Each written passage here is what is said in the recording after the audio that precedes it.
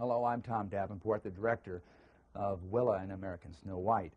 Our film is set in 1915. This was just before World War I.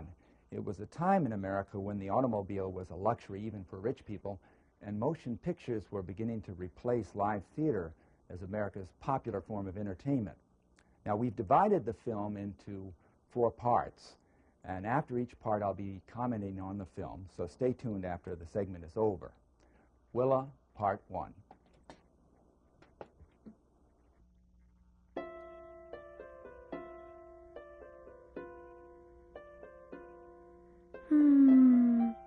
The wind feels beautiful today. Where, oh where is my mother? It's that girl again. What shall I do to her today so I can get her underneath my powers? And beyond the castle walls, the prince finds her.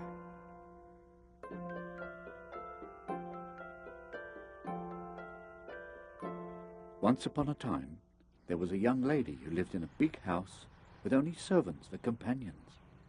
Her mother had died, and her father, who was always away, had remarried a famous actress. Then he too had died, leaving the girl all alone, except for a stepmother she hardly knew. Otto? Yes, milady. What is the child's name again? Willa, milady. I believe she's 15. Yes. Now, Otto, you know what to unpack first. Yes, milady. Take it to my room immediately.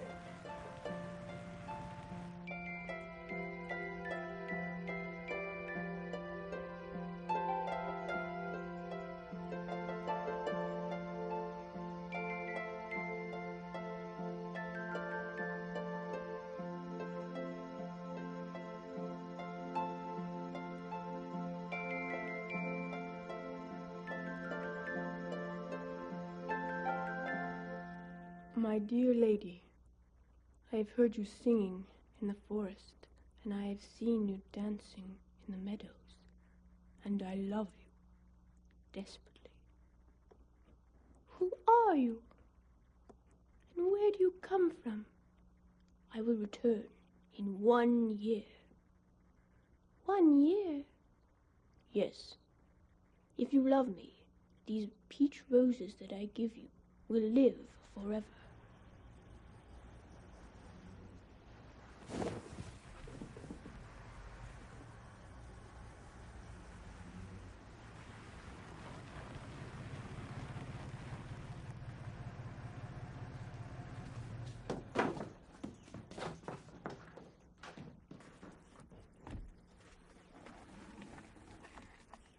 How do I look? Like a queen.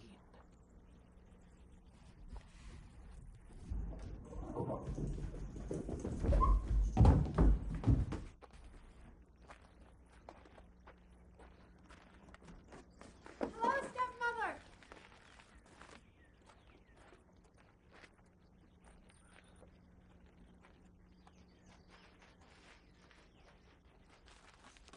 Why, Willa.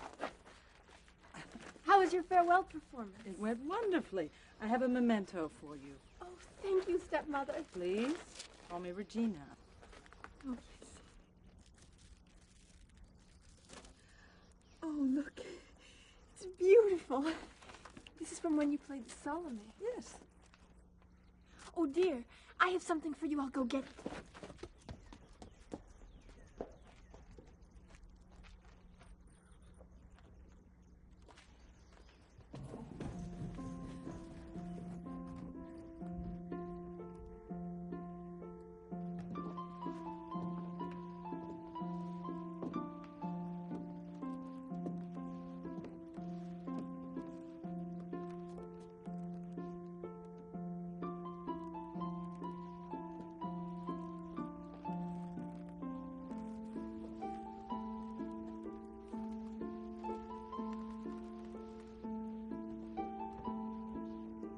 I made this for you. Oh, how sweet. Thank you. It's to honor your farewell performance. Otto, I've lost my gloves.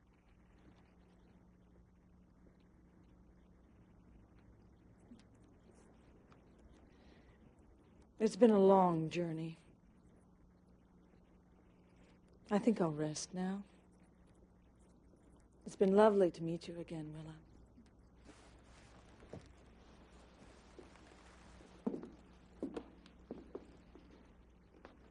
I'm sure we'll be spending lots of time together.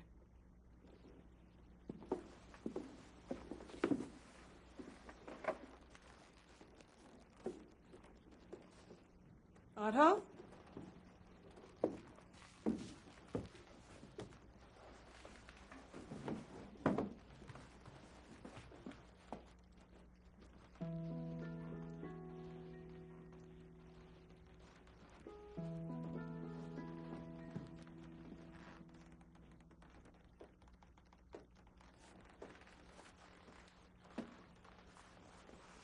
I'm not to be disturbed this evening. That'll be all. And tomorrow, milady. Tomorrow.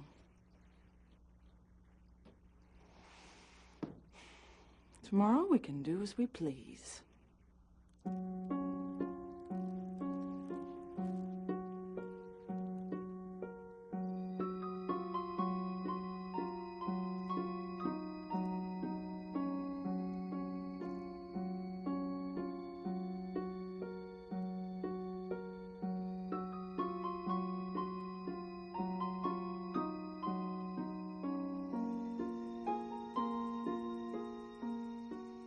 Did you meet the king?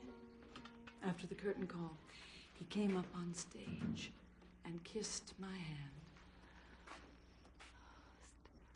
Regina, would you perform for us? Oh, Please.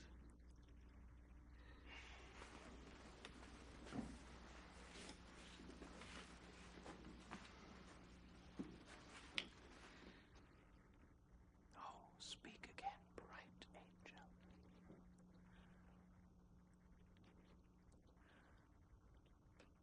Romeo, Romeo, wherefore art thou, Romeo?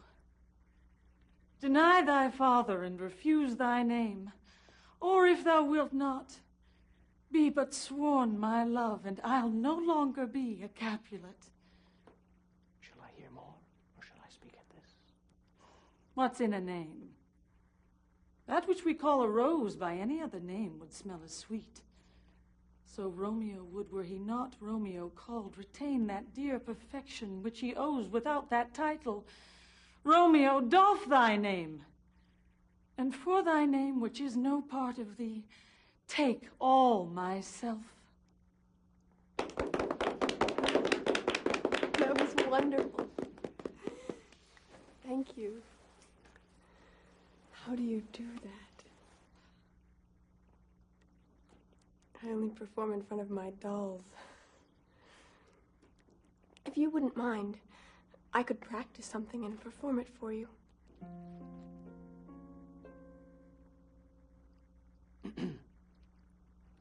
I beg your pardon.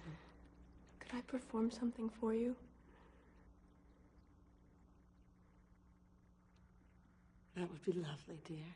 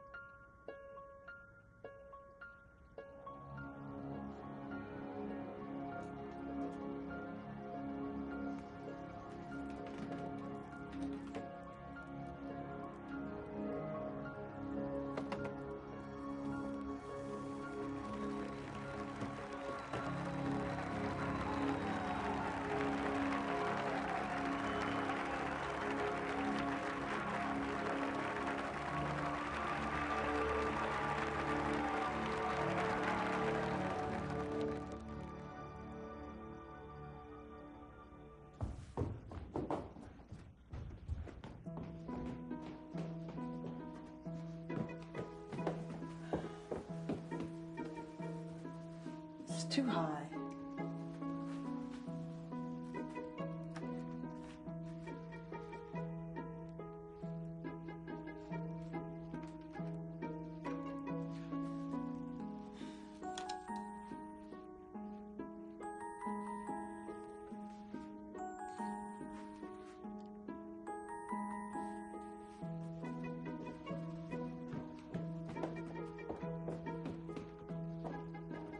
The clock struck 9 when I did send the nurse.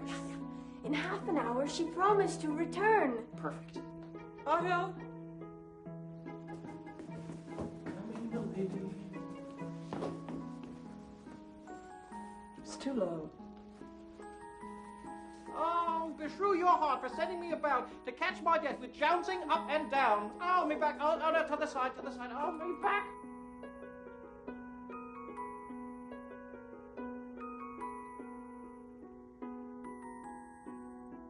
How oddly thou repliest. Your love says, like an honest gentleman, where is your mother?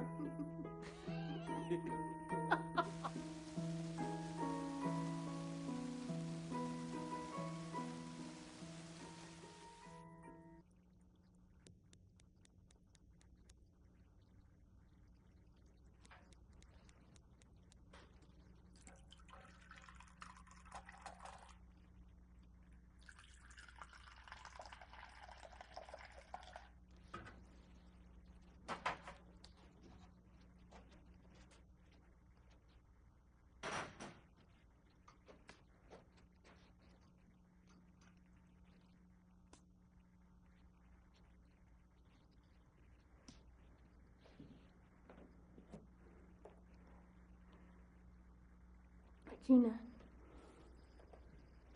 would it be all right if I performed my piece for you now? Perform? Oh, yes, certainly. What are you doing? It's from Romeo and Juliet.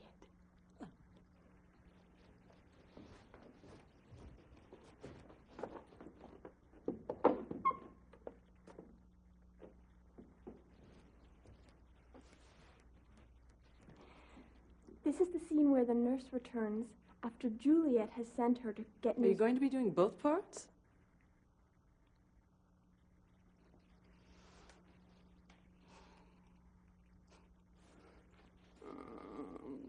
Beshrew your heart for sending me about to catch my death with jouncing up and down. In faith, nurse, I am sorry that thou art not well. Sweet, sweet, sweet nurse, what says my love? Your love says, like an honest gentleman, and a courteous, and a kind. Where is your mother? Where is my mother? Why, she is within. Where should she be? How oddly thou repliest. Your love says, like an honest gentleman, where is your mother? Yes. Well, that was very amusing, Willa. But you must remember, appearances are very important. And it's unseemly to do a part that's older than you are. I could do some Juliet scenes. Huh. Otto, we'll have our sandwiches now.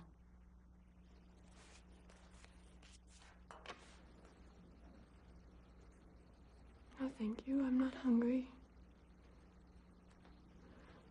I think I'll go for a walk now. Excuse me.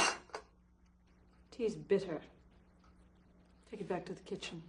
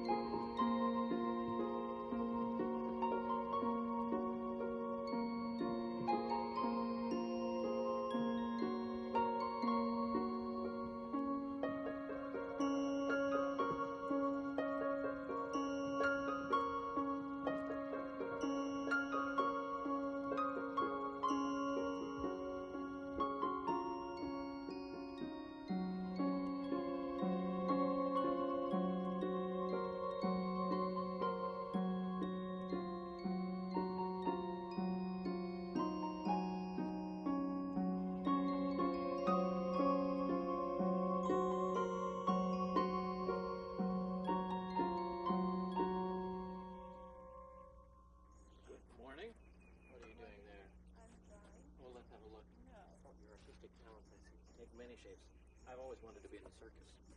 Watch this, yes. Why? I wanted to be a swallower of garden implements. No, don't do it. Ta-da! Well, on with my chores. You can't see. I did that.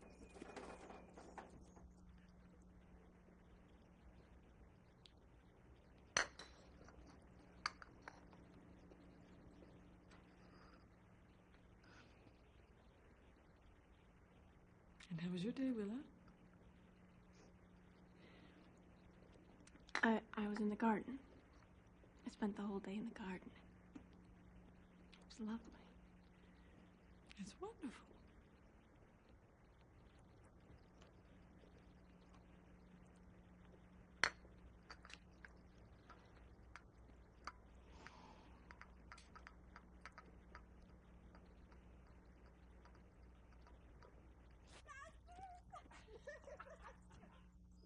Hold on tight. Here we go. Oh, no, don't fall out. Don't tip over.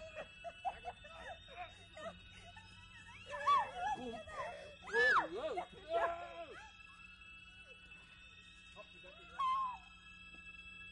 got it? All right, off you go. Next stop.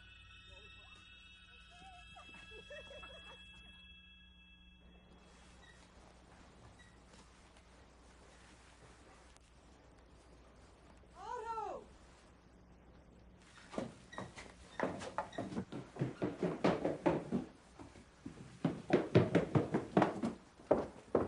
Otto, I'm so bored.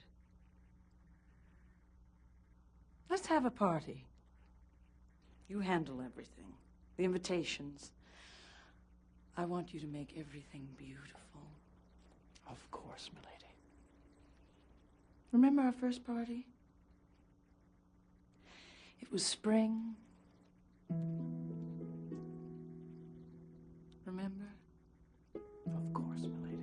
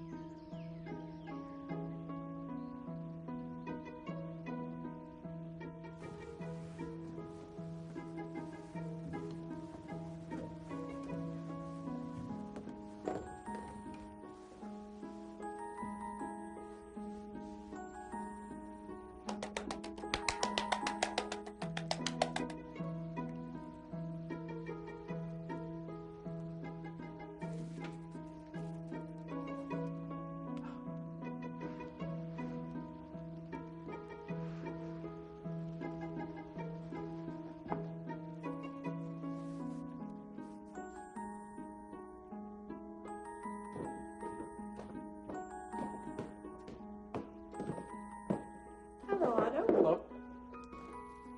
Just a moment. I have an idea. Come with me. Come along.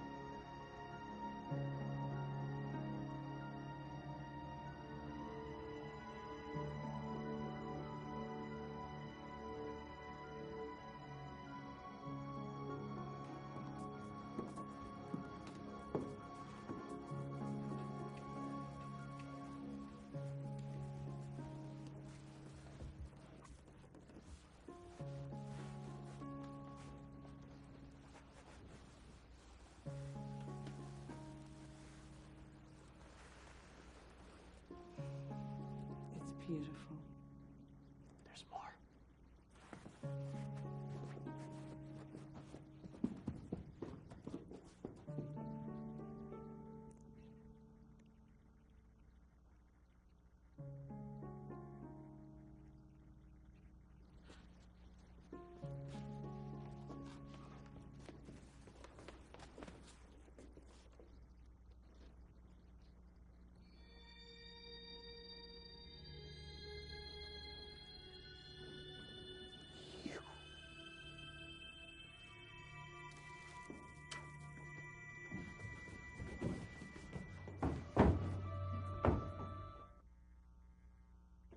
originally started the film of Willa and American Snow White, we had a completely different story. It's interesting because it was a Snow White story, but the elements were very, very different. The first story we had was had a much more middle-class setting. Willa's father, in our imagination, was a mill owner in the South, and his wife had died, and he'd gotten a woman to come down and take care of Willa. Well, this woman, in our subtext, which is the background of the character, had been a carnival performer and had gotten involved in some shady dealings and so forth, and fled her past life and tried to get a life in this new town as a take care of this little girl, Willa. When we first began this story, we were looking for a Victorian house, and I was trying to find one of these places, and I was looking around in the small towns in Virginia for these Victorian houses, and what I found that most of these houses were in the middle of towns.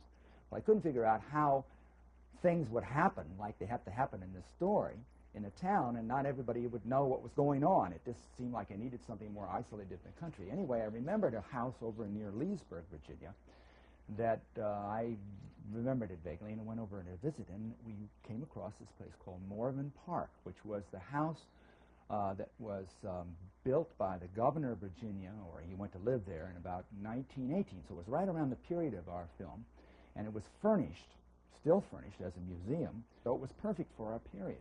But it was a much grander house than we had in mind for our script. There were these rooms, like attic rooms, and in these attic rooms were all these wonderful things just sort of heaped in there, like anybody's attic. They were covered with dust, Flemish tapestries, Chinese sculptures, pieces of furniture. The wonderful seat that Regina sits down in this Chinese throne was just under some stairs somewhere. This stuff was just around, so it was like a great discovery, like you'd gone into somebody's house and you'd open up an attic and we're seeing it for the first time. It's really a story of how the location changed our script, because once we started off with this location and started figuring it out, all our characters had to change to fit the location. At first, the stepmother was a completely different character, but we had to generate a kind of a much grander character, and that's where the character Regina came from. The character Regina came really from the discovery and the use of this location. So locations are really important items in a movie. They're like characters. They have their own force. Willa's room, which was the room, her little bedroom which she plays with her puppets, that room was a room that was completely unused in the museum. In fact, it was water damaged. There had been some leaks in the roof and so forth. And I asked them if we could fix it up for Willa's room, because there was nothing like a little girl's room in the museum. We could fix it up for Willa's room and use it. And they said yes. And so we painted that room, got it nice, and we put all the little cutouts on the wall. I mean, in a way, I'd seen a modern girl's room in which she had pictures from some popular teenage popular TV series, and she had all these stars picked up, and that's what Willa had done. She'd taken all these pictures, clipped them out of these pictures of playbills and so forth from the late 19th century, early 20th century, and stuck all their famous actresses' pictures up on the wall. And that's because, of course, we wanted to indicate that she was very and intensely interested in acting in the theater.